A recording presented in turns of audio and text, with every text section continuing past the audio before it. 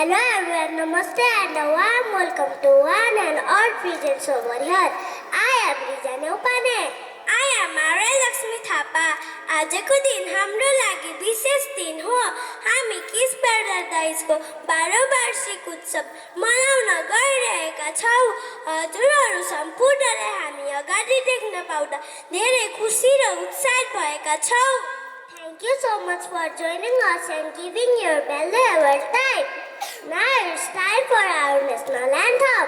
Singing a national anthem is a way of remembering our glorious day and pride. While singing this song, we have a strong feeling towards the nation.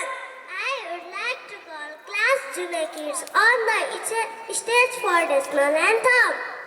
Ladies and gentlemen, I request you all to stand up and sing the national anthem together.